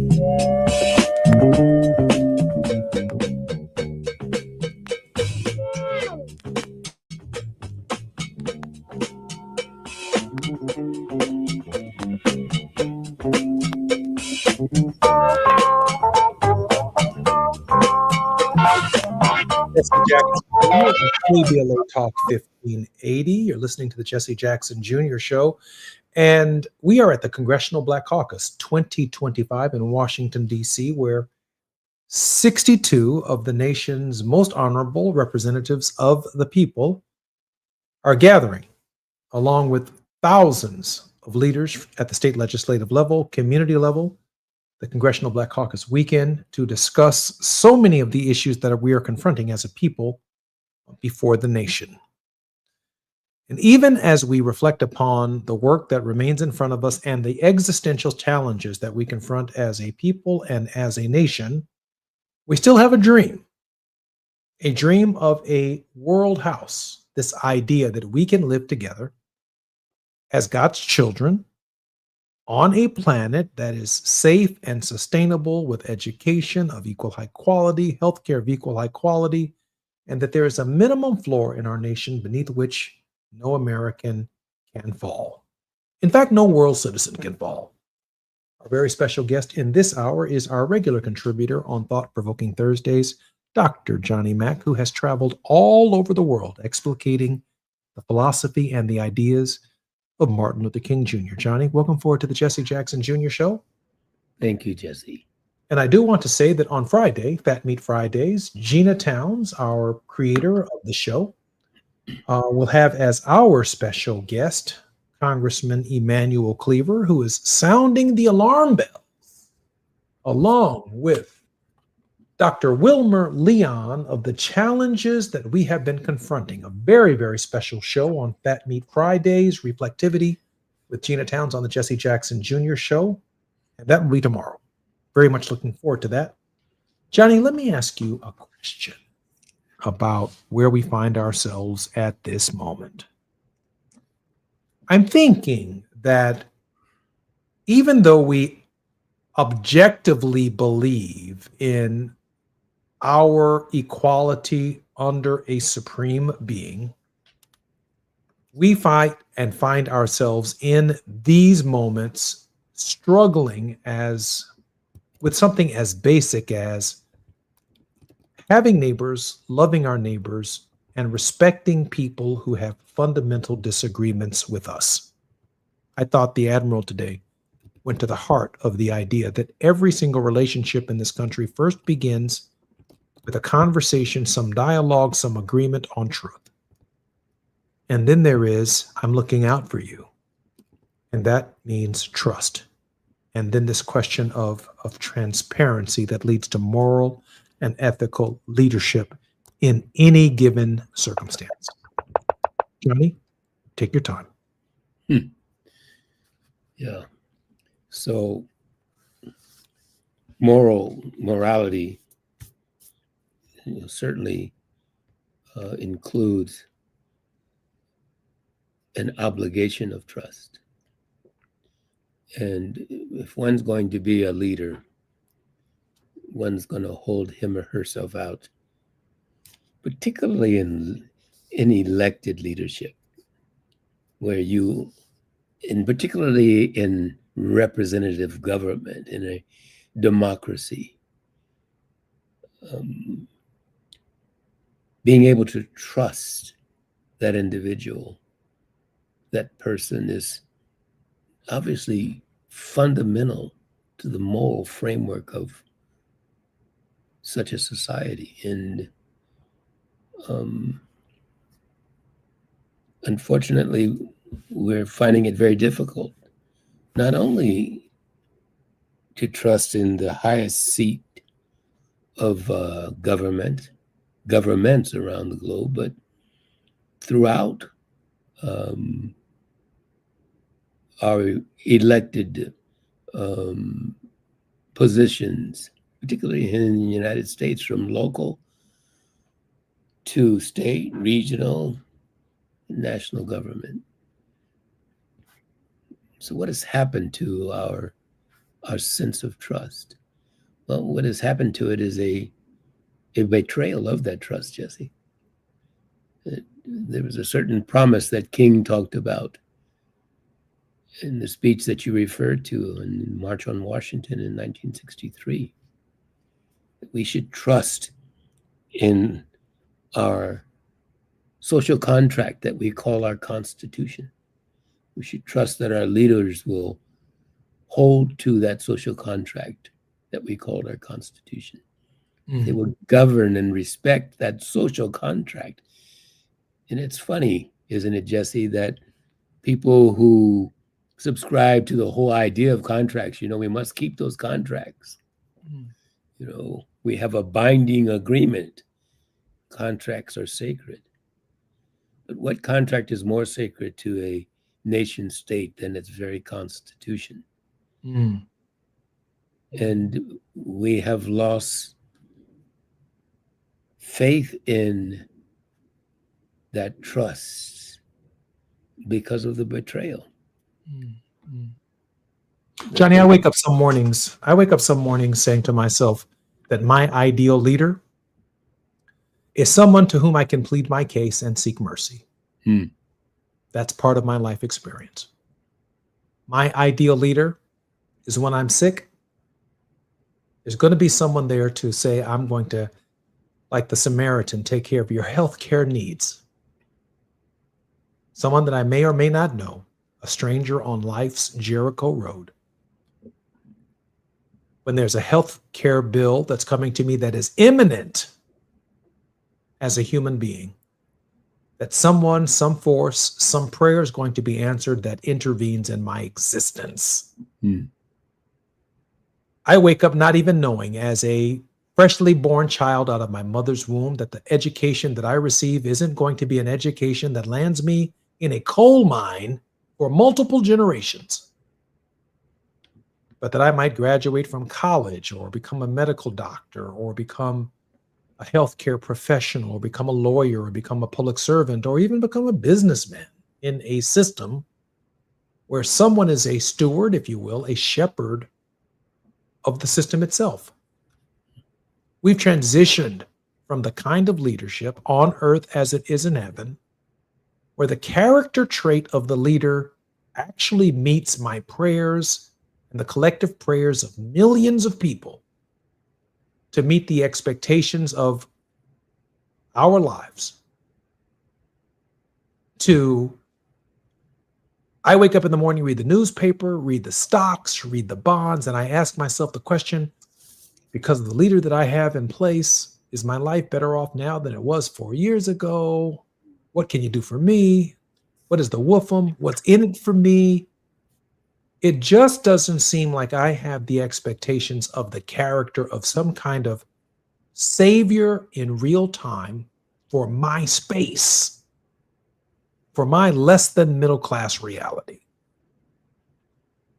I'm looking for that kind of leader in the World House. I'm looking for the great empath. I'm looking for the avatar that Dr. King was prepared to be, according to James Baldwin, when he was gunned down. An avatar for our faith, an answer to our prayers. Does that factor in, Johnny? I think it does, Jesse. I think also that in some large measure, we all have to be that kind of leader in our own spheres of life.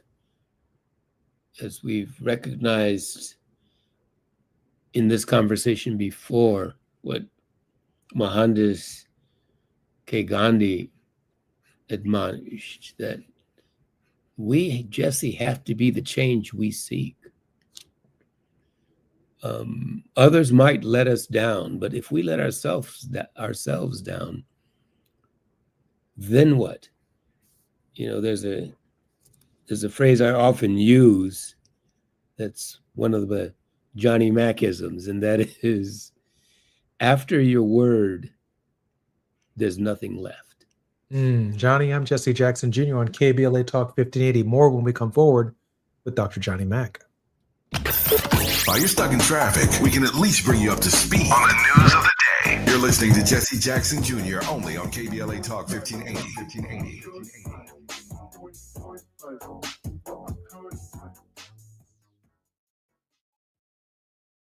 We all hear the radio ads about the IRS. They tell you to be afraid, to be scared, and they try to frighten you into calling. I'm not here to do that. Tax Relief Advocates is different. TRA is here to tell you that if you owe money to the IRS, whether it's $5,000, $50,000, or $500,000, we have a solution. It doesn't matter if you're sitting in your car, at work, or with your kids. No matter where you are, call now. 800-550-9651. Don't lose hope. TRA can eliminate or reduce what you owe to the IRS. Generous programs are now available that can give you a fresh start. Our passion is taxes and helping individuals fix their IRS problems. We have over 1,000 5-star reviews on Google and an A+ with the Better Business Bureau. You don't need to be afraid of the IRS any longer. End your tax nightmare today by visiting us online at TRA.com or call 800-550-9651. That's 800-550-9651. Tax Relief Advocates, real solutions for real people.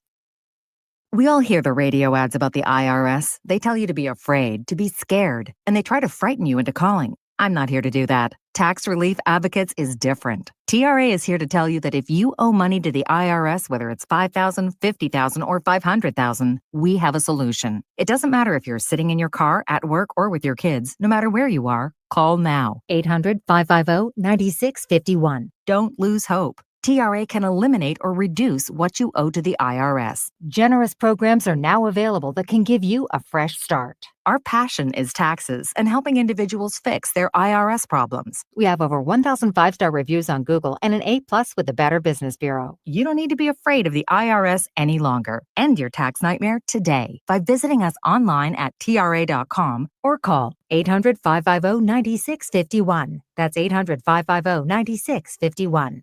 Tax Relief Advocates, real solutions for real people. Lena Bloom for the Bail Project. Imagine you're stuck in a jail cell and you can't afford bail and someone offers you a way out. Just plead guilty and you can go home and kiss your kids goodnight. What do you do? What thousands have. You plead guilty whether you are or not. Cash bail makes poverty a crime. That's why the Bail Project helps those who can't afford it while fighting to end cash bail. Because freedom should be free. Brought to you by the Ad Council. KBLA Talk 1580. We've got a lot to talk about. KBLA Talk 1580, connecting you with services and solutions. If you need help getting your resume in order, finding job training, or landing a job, we've got 3 great options for you. First, the City of Los Angeles has WorkSource centers across the area offering free job support. The California Workforce Development Board can help you with everything from GED prep to vocational training at no cost to you. On the federal level, the Department of Labor's American Job Centers offer a full range of services for job seekers and businesses alike. Visit careeronestop.org, or for more info, just call California's Help Center or visit cwdb.ca.gov or call 916-657-1440. For the City of Los Angeles programs, go to ewdd.lacity.gov or call 213-744-7300. All these services are free to help you get your next job. This is a community call to action from KBLA Talk 1580. Coverage varies by plan. View contracts and exclusions at EnduranceWarranty.com. If you have a 2004 or newer vehicle that's out of warranty or about to be, Endurance is urgently notifying U.S. drivers about their low-cost vehicle coverage plan designed to save drivers thousands on rising vehicle repair costs. Those who qualify can pick their plan, coverage, and repair shop. Roadside service, towing, and rental cars included. All covered repairs get paid directly to the repair shop for you. Call now for your free quote. Call 800-373-7519. That's 800-373-7519. Now back to more of Jesse Jackson Jr. on KBLA Talk 1580.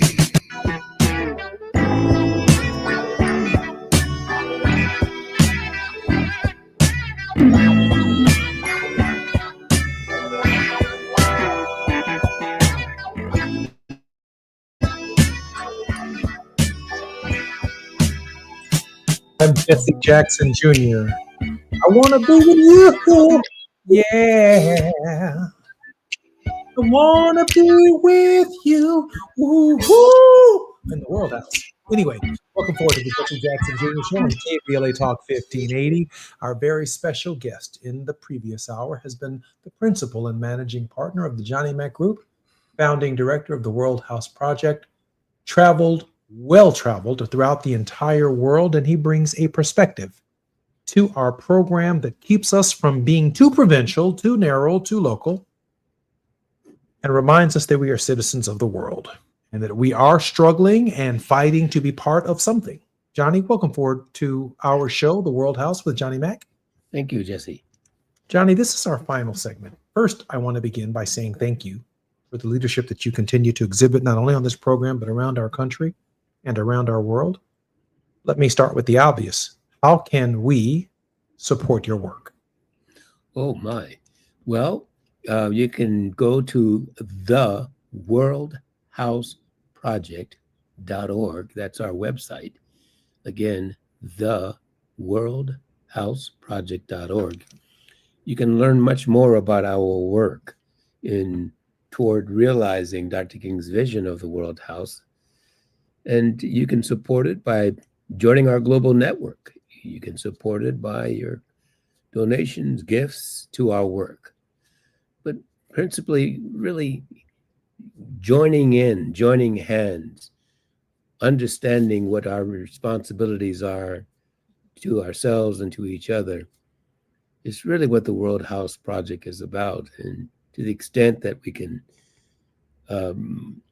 build this global network in solidarity, people who believe in peace and justice, that in itself is the kind of support that ultimately helps to realize Dr. King's vision of a world house. Johnny, on that website, obviously there's a donate button where we can contribute. There is indeed. Okay. Right, and we're a tax-exempt organization. Your contribution is tax deductible. Thank you, Johnny. Johnny, let me ask you a question. I know this is a difficult question, and I also know this is our final segment on the Jesse Jackson Jr. Show. We talk about bending the arc of the moral universe to reflect our sense of morality. Our producer asked me the question, what is morality? How relative is it? Because certainly the events of the last 2 weeks, including the tragic events of Utah, have bent the moral arc of the universe in a direction that now raises the question over what constitutes a moral standard. There is the moral standard, Johnny, that I believe you and I ascribe to. And there is the moral standard of the words, the deeds, and the philosophy of others. That does not necessarily reflect the vision of Dr. King, that doesn't reflect the vision of Johnny Mack or Jesse Jackson Jr., or Al Sharpton, Reverend Jesse Jackson Jr., Ralph Abernathy, William Barber, Barbara Arnwine, Teresa Hord Owens, you name it. We represent an arc and a direction of the arc that might be fundamentally different than others. Johnny, we are in a tug of war over bending the arc of the moral universe. Yes, we are.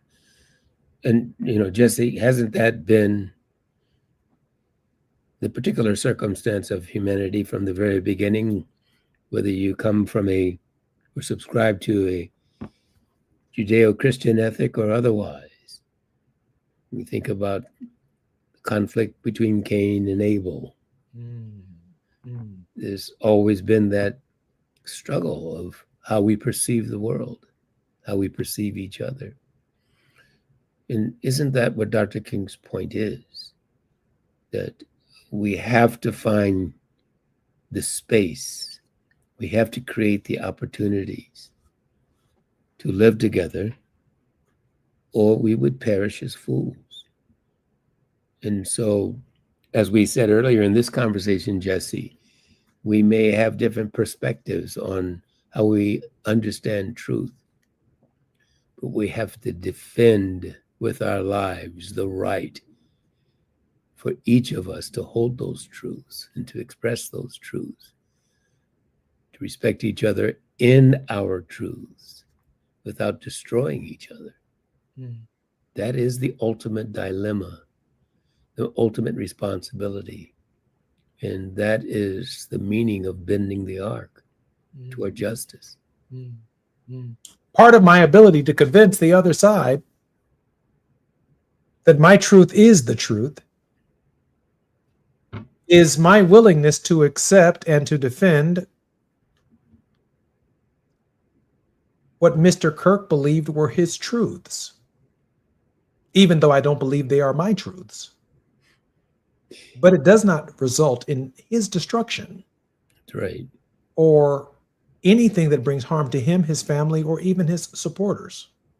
Part of my truth is that I'm resilient enough and persistent enough to listen, understand, to stand by my truth and know that the God that we serve is just and that he will be the ultimate, she will be the ultimate, if you will, decider, governor of the universe on what constitutes justice in that context.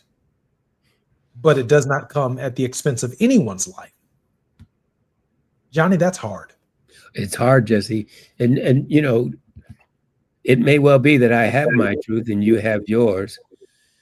But as King and so many others cut from that cloth that he was, understood that there's a certain dialectic, there's a coming together where your truth and my truth, as we commune together, as we communicate with each other, we strike a new understanding of truth, a collective truth. Isn't that really what living together in the World House is all about? It's not so much that we are fastly holding on to our truths, no matter what, but that we are open to the possibility that we may not fully understand the truth, and that there is room for us to be wrong about our truths, and being willing to admit that.